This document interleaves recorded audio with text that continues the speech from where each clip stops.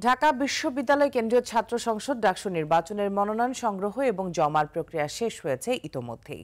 সকাল থেকে নওয়াব আলী চৌধুরী সিনেট ভবনে রিটার্নিং অফিসের কার্যালয়ে প্রার্থিতা ফিরে পেতে আপিল করছেন প্রার্থীরা। ত্রুটিপূর্ণ মনোনয়নপত্র জমা দেয়ায় অযোগ্য ১২ জন প্রার্থী সকাল ১১টা পর্যন্ত পুনর্বিবেচনার জন্য আবেদন করেছে।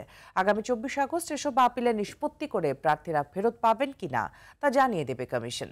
আর জুমার নামাজের পর বিভিন্ন পদপ্রার্থীরা ভোটের প্রচারণায় নামবেন।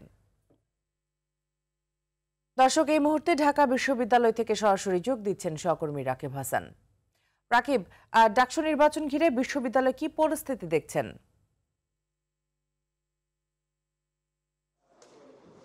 আজকে কিন্তু যে তালিকা কালকে প্রকাশ হয়েছিল তাতে কিন্তু ৪৭ জন প্রার্থীর যে নামের ত্রুটি বা তাদের যে ক্রমিক নং ত্রুটির কারণে কিন্তু ৭ জনের প্রার্থীতা তাদের লিস্টে তালিকাভুক্ত হয়নি।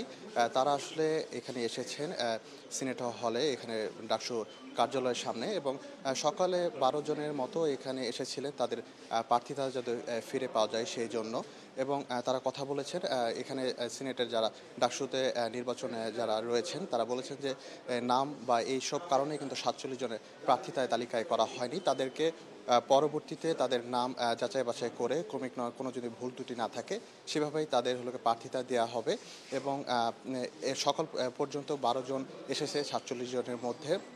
তাদের সঙ্গে আমরা কথা বলছে যে আসলে ভোটার তালিকায় তাদের প্রার্থিতা না পেয়ে তারা আসলে এখানে আসেন এবং পরবর্তীতে তারা কথা বলেছেন, এবং তাদের পর্যায়ক্রমে যদি কোনো ভুল ত্রুটি না থাকে সেভাবে তাদের এই প্রার্থিতা পরবর্তীতে দেওয়া হবে। এবং জুম্মার নামাজের পরে কিন্তু বেশ কয়েকটি কার্যক্রম রয়েছে ছাত্র দলের এখানে, তারা সমাবেশ করবে এবং পরবর্তীতে যারা এছাড়া শিক্ষার্থীদের সঙ্গে কথা বলেছি, তাদের প্রত্যাশা যে রাজনীতি মুক্ত একটি ডাকসু নির্বাচন যদি হয়, যাতে করে কোনো ধরনের কোনো রাজনৈতিক দ্বারা এই ডাকসু প্রভাবিত না হয়। তো এই ছিল আমার কাছে সর্বশেষ তথ্য ডাকসু থেকে।